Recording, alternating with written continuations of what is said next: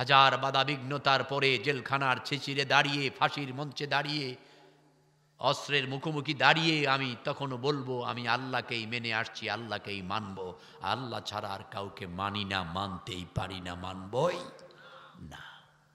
এর নাম মুমিন। আমার বেঁচে থাকা কার জন্যে? আমার মৃত্যুবরণ কার জন্যে? আমার নামাজ কার জন্যে? আমার ত্যাগ কোরবানি কার জন্যে? তাহলে আমার সবকিছু একমাত্র শুধুমাত্র কেবলমাত্র আল্লাহ তাআলার জন্যে। অতএব আল্লাহ বলেছেন যা হা আমার জীবনে হা, আল্লাহ বলেছেন যা না আমার জীবনে তা না। যদি কথাটা আল্লাহর হয়, যদি কথাটা রাসূলুল্লাহর হয়, ওটা আমার মাথার তালুতে। আর যেই বলক কথাটা যদি আল্লাহ ও রাসূলের মতো না হয়ে বিপরীত হয়, ওটা যেই বলক সেটা আমার পায়ের জুতার তলায়।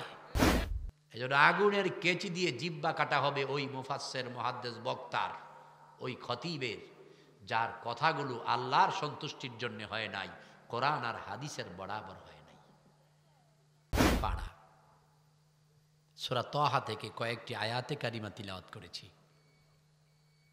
আল্লাহ তাআলার কাছে তৌফিক চাচ্ছি, কেউ পছন্দ করুক আর নাই করুক, আল্লাহ তাআলা যেন এই আয়াতগুলোর প্রেক্ষিতে আল্লাহর পছন্দনীয় কথাগুলো আমার জবান থেকে বের করে দেয়, আমাকে এবং আপনাদেরকে আমল করার তৌফিক দেয়।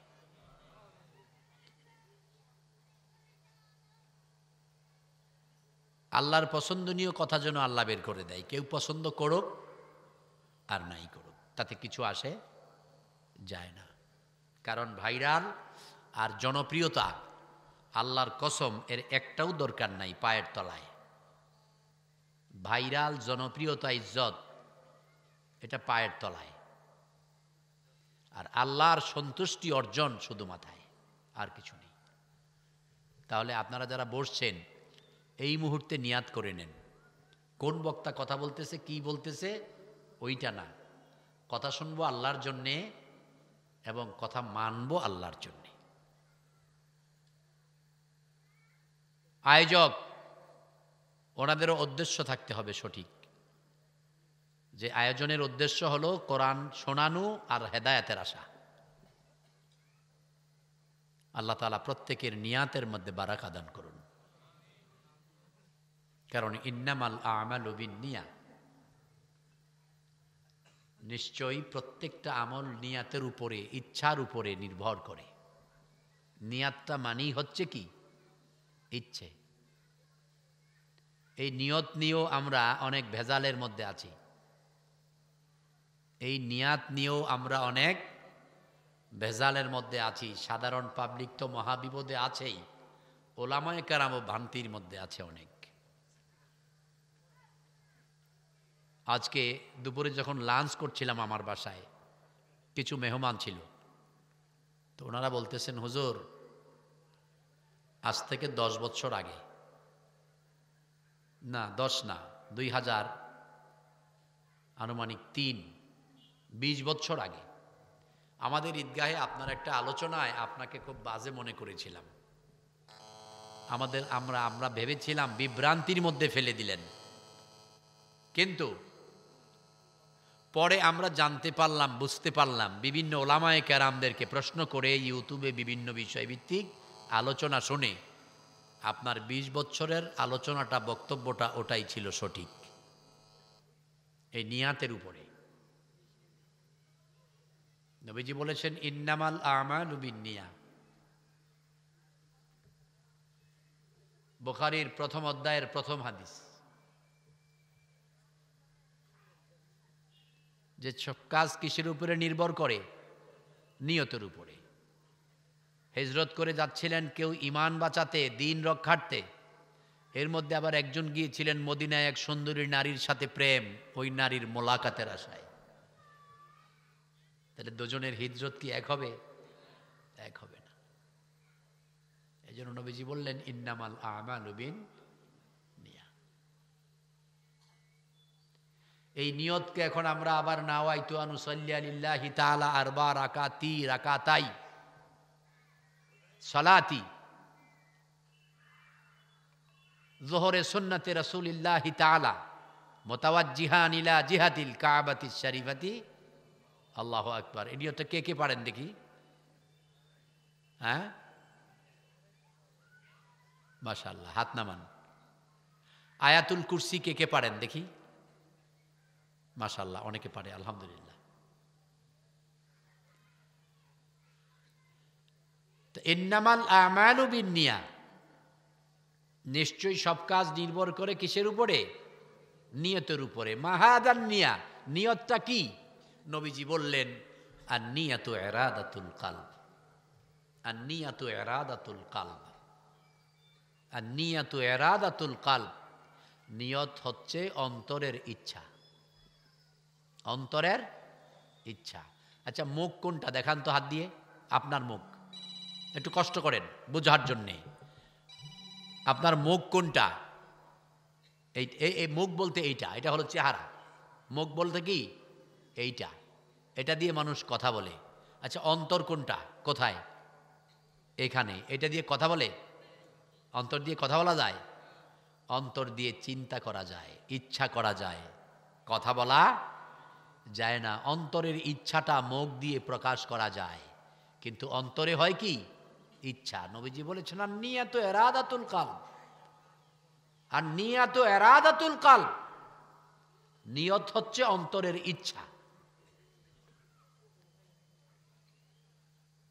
এজন্য সেই ২০ বছর আগে আমি কুমিল্লা জেলার দাউদকান্দি থানার ঐতিহাসিক ঐতিহ্যবাহী চরগোয়ালি বাজার ঈদগাহ মাঠে ঈদের জামাতে বক্তব্য দিতে গিয়ে বলেছিলাম, ওলামায়ে কেরাম অনেকে আছেন, আপনাদেরকে উদাত্ত আহ্বান করছি, নাওয়াইতু আনুসাল্লিয়া লিল্লাহি তাআলা রাকাতাই মা সিত্তাতি রাকাতাই সালাতিল ঈদুল ফিতরে মা সিত্তাতি তাকবীরাতি ওয়াজিবুল্লাহি তাআলা মুতাওয়াজ্জিহান ইলা জিহাতিল কাবাতিশ শরীফাতি, আল্লাহু আকবার। এই নিয়তটা কোনো একটা হাদিসের কিতাবে কালা রাসূলুল্লাহ অথবা কালা আসহাবের রাসূল এদের জবান থেকে বের করে দেন। এই চ্যালেঞ্জটি করেছিলাম 2003-এ, বর্তমানে 2023। সুদীর্ঘ 20 বছর পরে আজকে বলতেছে যে হুজুর আপনারটাই ঠিক, আমরাই ভুল। তখন হাস্যকর একটি ঘটনা ঘটেছিল। কামিল পাশা একজন আমারই ক্লাস ফ্রেন্ড, উনি বলছিলেন যে আমার কাছে এর হাদিস আছে, এই নিয়ত, এই যে নাওয়াইতু আনুসাল্লিল্লাহি তাআলা আরবা রাকাতি সালাতিল, এই হাদিসটা আমার কাছে আছে। আমি বললাম কিতাবটা নিয়ে আসেন। দৌড়ে গেলেন কিতাব নিয়ে আসতে, পার্শ্বের দোকান থেকে একটা কায়দা বাগদাদি কিনে নিয়ে আসলেন। কায়দা বাগদাদি, এ হাদিসে দলিল দেওয়া যাবে? এটা হাদিস। পৃথিবীর কোন আলেম প্রমাণ করতে পারবে না ক্বালা রাসূলুল্লাহ সাল্লাল্লাহু আলাইহি ওয়াসাল্লাম নাওয়াইতু আন উসাল্লি লিল্লাহি তাআলা আরবা রাকাতি সালাতিল যোহরে সুন্নতি রাসূলিল্লাহি তাআলা মুতাওয়াজ্জিহান ইলা জিহাতিল কাবাতিশ শরীফাতি, আল্লাহু আকবার। এই নিয়ত রাসূল কোনোদিন মুখ দিয়ে পড়েনও নাই, কাউকে পড়তে বলেনও নাই। আর যদি কারো কাছে থাকে, এই ব্রাহ্মণপাড়া ভরিচঙ্গে আমি অনেক পুরনো মানুষ, আপনি যদি দয়া করে আমাকে দেন উপকৃত হব। যদি কারো কাছে এর একটা কোনো হাদিস থাকে, দয়া করে দিলে উপকৃত হব, মেনে নেব। কিন্তু পাওয়া তো লাগবে, দেওয়া তো লাগবে। আর নিয়ত ইরাদাতুল কলব, নিয়ত হচ্ছে অন্তরের ইচ্ছা। নিয়তের কারণে হাফেজ তার হেফজ করার সওয়াব পাবে না, প্রতিদান পাবে না। নিয়তের ভুল হওয়ার কারণে শহীদ তার শহীদের মর্যাদা পাবে না। নিয়ত ভুল করার কারণে নামাজ আদায়কারী তার নামাজের সওয়াব পাবে না। নিয়ত ভুল করার কারণে দানকারী তার দানের সওয়াব পাবে না। নিয়ত ত্রুটি থাকার কারণে হজ সম্পন্নকারী তার হজ কবুল হবে না। নিয়ত ভুল হওয়ার কারণে মাহফিলের আয়োজকদের সওয়াব হবে না, বক্তার সওয়াব হবে না, শ্রোতার সওয়াব হবে না। সব কাজের প্রতিদান পেতে প্রথম শর্ত হলো নিয়াতটা লাগবে সহি, নিয়াতটা লাগবে সুন্দর। ইচ্ছাটা, উদ্দেশ্যটা একমাত্র আল্লাহর সন্তুষ্টি, একমাত্র আল্লাহর সন্তুষ্টি। এজন্য আখলিস দীনাকা পড়েন, হাদিসটা পড়েন, আখলিস দীনাকা ইয়াকফিকাল আমালাল কালিল। নুরানির 40টা হাদিসের প্রথম হাদিস, তোমার দিনকে খাঁটি করো। তোমার দিন মানে জীবন ব্যবস্থা, এই যে কোরআন দিয়ে খাঁটি করো। অল্প আমল নাজাতের জন্যে যথেষ্ট। এক গাধা আমলে কাজ হবে না, নিয়াত লাগবে ভালো, অনুসরণ লাগবে মুহাম্মদ সাল্লাল্লাহু আলাইহি ওয়াসাল্লামের, আনুগত্য করা লাগবে আল্লাহ আল্লাহর রাসূলের। বড় দুঃখজনক কথা, মুসলিম অধ্যুষিত এলাকায় হাজার হাজার মুসলমানের মাঝে মুসলমান খুঁজে পেতে কষ্ট হয়।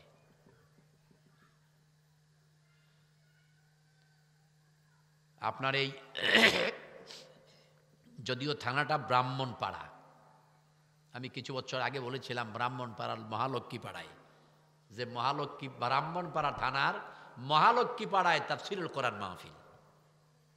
আলহামদুলিল্লাহ বলবেন না? আছে না? কিন্তু সেই ব্রাহ্মণ পাড়াতে এখন 80% কম করে মুসলিম, আরো বেশি, কম করে বললাম আমি, আরো বেশি। কিন্তু আফসোস 80% মুসলমানদের মাঝেও মুসলিম খুঁজে পেতে কষ্ট হয়, মুসলমান খুঁজে পাওয়া যায় না। হাজার হাজার ঈমানওয়ালাদের মাঝে ঈমান খুঁজে পাওয়া যায় না। মুসলিম বলে কাকে, মুমিন বলে কাকে, মুত্তাকি বলে কাকে, তা বোঝা লাগবে। বাপদাদার রীতিনীতি এটা আমাদের ধর্ম নয়, খানকার রীতিনীতি আমাদের ধর্ম নয়, মুফাসসিরের রীতিনীতি আমাদের ধর্ম নয়। আমাদের ধর্মের মূল উৎস হচ্ছে কোরআনুল কারীম আর হাদিসে রাসূল সাল্লাল্লাহু আলাইহি ওয়াসাল্লাম। ধর্মের একমাত্র প্রবর্তক সারে, only one man, this is the prophet Muhammad সাল্লাল্লাহু আলাইহি ওয়াসাল্লাম। সারে মাত্র একজন। কয়জন? শরীয়ত প্রণেতা কয়জন? শরীয়ত প্রণেতা কয়জন? তিনি কে? মুহাম্মদ সাল্লাল্লাহু আলাইহি ওয়াসাল্লাম। শরীয়ত প্রণেতা আর নাই। আমরা নকলনবিশ, আমরা আল্লাহ নবীর কথাগুলোকে নকলকারী। যারা দায়ে ইলাল্লাহ তারা আল্লাহ নবীর কথাগুলোর নকলকারী। নকল বুঝছেন না? অবিকল কোরআনে যা আছে, নবী যা বলেছেন ওগুলো আপনাদের শোনায় দেওয়া। বাড়াইতে কমাইতে গেলেই বিপদ। এজন্য আল্লাহ, কত বক্তার আগুনের কেচি দিয়ে জিহ্বা কাটা হবে, কত বক্তা কত খতিবের আগুনের কেচি দিয়ে জিহ্বা কাটা হবে। একদিকে কাটবে আর একদিকে ভালো হবে, আবার ওই দিকে কাটবে এই দিকে ভালো হবে, আবার এই দিকে কাটবে ওই দিকে ভালো হবে। এই কাটার যন্ত্রণা অসংখ্য অগণিত সময় সহ্য করতেই হবে। অপরাধ বক্তব্য দিতে গিয়ে, দিনের কথা বলতে গিয়ে কোরআন সুন্নাহর বরাবর বলে নাই, জনপ্রিয়তার জন্যে, মার্কেট পাওয়ার জন্যে ডানে আর বামে বলেছে। আজকালকার আলোচনা এগুলো হয়ে গেছে এরি খ্যাত, রিক্সাওয়ালা, রহিমার বাপের আয়না বিবি, হাসো পাগল, পাগলায় হাসায় পাগলেরা হাসে। এক পাগলায় হাসায়, বাকি পাগলেরা হাসে। মনে হয় দুনিয়া পাগলের মেলা। এজন্য আগুনের কেচি দিয়ে জিহ্বা কাটা হবে ওই মুফাসসির, মুহাদ্দিস, বক্তার, ওই খতিবের, যার কথাগুলো আল্লাহর সন্তুষ্টির জন্য হয় নাই, কোরআন আর হাদিসের বরাবর হয় নাই। একটি লোক জাহান্নামে যাওয়ার জন্য এতটুকুন যথেষ্ট। নবীজি বলে নাই এমন কথা নবীজির নামে বলে দিয়েছে। ভাই, অনেক আমল প্রয়োজন নাই, অল্প করেন কিন্তু সঠিক করেন, মুহাম্মদ সাল্লাল্লাহু আলাইহি ওয়াসাল্লামের মতো করে করেন। আপনি কোন মাযহাবের, কোন তরিকার, কোন খানকার, কোন দরবারের গল্লি মারলাম, আপনার একটাই পরিচয়, আপনি আল্লাহর বান্দা, উম্মতে মুহাম্মদ। আপনাকে আল্লাহ তাআলা কোরআনের মধ্যে বলেছেন কুনতুম খায়রা উম্মাহ, কুনতুম খায়রা উম্মাহ। আর কোনো ভাগ নাই, আর ভাগ নিয়ে দলাদলির কোনো সুযোগ। যারাই কথা বলবে আল্লাহর, যারাই কথা বলবে বিশ্বনবী মুহাম্মদ সাল্লাল্লাহু আলাইহি ওয়াসাল্লামের, ওটা আমার মাথার তালুতে, যেই বলুক। যদি কথাটা আল্লাহর হয়, যদি কথাটা রাসূলুল্লাহর হয়, ওটা আমার মাথার তালুতে। আর যেই বলক কথাটা যদি আল্লাহ ও রাসূলের মতো না হয়ে বিপরীত হয়, ওটা যেই বলক সেটা আমার পায়ের জুতার তলায়। এটাই হবে মুমিনের আকীদা। যে হাদিস সাহেব বলছি, মোনাওয়ার সাহেব বলছে, খানকার হুজুর বলছে, পীর সাহেব বলছে, কিন্তু কোরআন হাদিস থেকে বিপরীত, ওটা জুতার তলায়। আর সাধারণ একজন মানুষ বলেছে কথাটা আল্লাহর কোরআনের হাদিসের, ওটা মাথার তালুতে।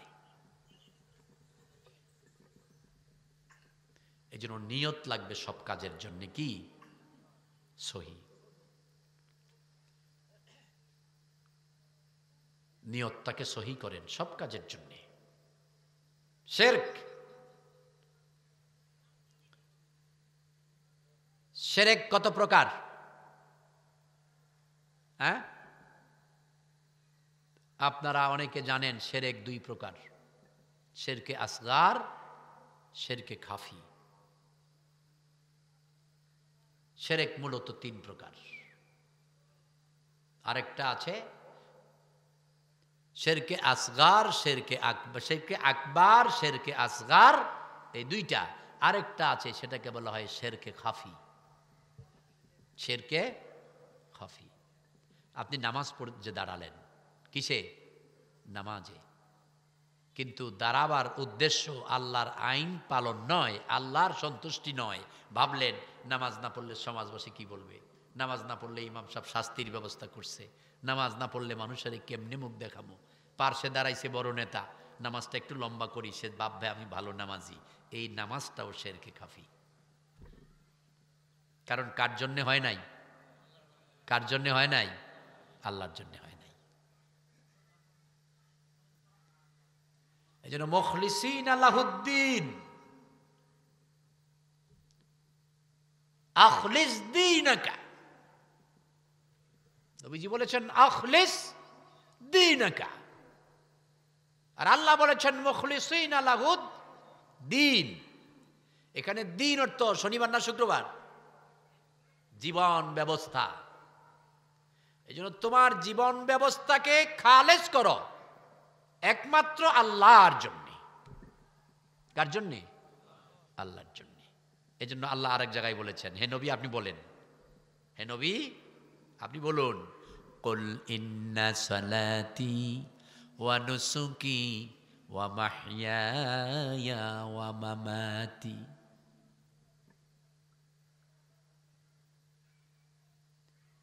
লিল্লাহি রাব্বিল আলামিন। ও নবী আপনি বলেন, শিখাই দিতেছে কে? আদেশ দিচ্ছেন কে?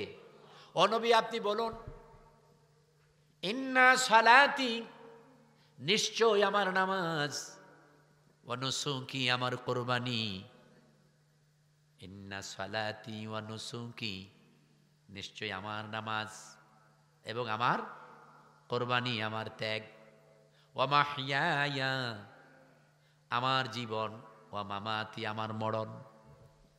আমার নামাজ, আমার কুরবানি, আমার জীবন, আমার মরণ, আমার বেঁচে থাকা, আমার মরে যাওয়া, আমার বেঁচে থাকা, আমার মরে যাওয়া একমাত্র শুধুমাত্র কেবলমাত্র রব্বিল আলামিন, মহান বিশ্ব প্রতিপালকের রব, ওই রবের জন্যে। তাহলে আমি বাঁচবো কার জন্যে? আমার বেঁচে থাকা কার জন্যে? জোরে বলেন, কথা বুঝতেছেন? মনে হয় ভাল লাগতেছে না। আমার বেঁচে থাকা কার জন্যে? আমার মৃত্যুবরণ কার জন্যে? আমার নামাজ কার জন্যে? আমার ত্যাগ কোরবানি কার জন্যে? তাহলে আমার সবকিছু একমাত্র শুধুমাত্র কেবলমাত্র আল্লাহ তাআলার জন্যে। অতএব আল্লাহ বলেছেন যা হা আমার জীবনে হা, আল্লাহ বলেছেন যা না আমার জীবনে তা না।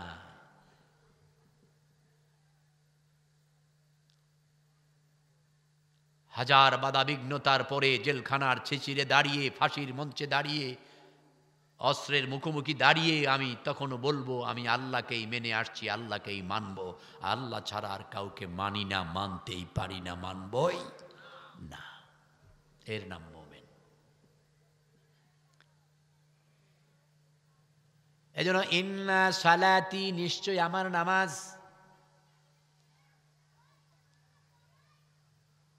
আপনার এই নামাজ যদি আল্লাহর জন্য হয়ে যায়, এই নামাজ আপনাকে জান্নাতে নিয়ে যাবে, এই নামাজ আপনাকে দুনিয়া থেকে সব অপরাধ থেকে বাঁচাবে। আপনি দেখে নিজে এত ইবাদত করেন, আপনার নামাজই তো হয় না রে ভাই। সমাজে ইদানিং আমি দেখতে পেয়েছি, আপনার এলাকার খবর জানি না, খেয়াল করবেন, এক শ্রেণীর মুসল্লি আছে নিয়মিত নামাজি, নিয়মিত জামাতের সাথে 5 ওয়াক্ত নামাজি, মূলত সুদখোর।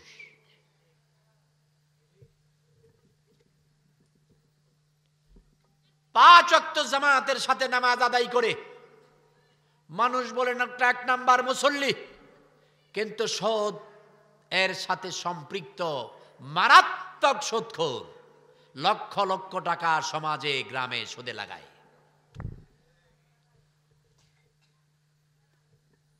আল্লাহর কসম তার নামাজ হয় না, আল্লাহর কসম তার নামাজ হয় না, আল্লাহর কসম তার নামাজ হয় না। যদি নামাজ হইতো তাহলে সুদের সাথে সম্পৃক্ত থাকতো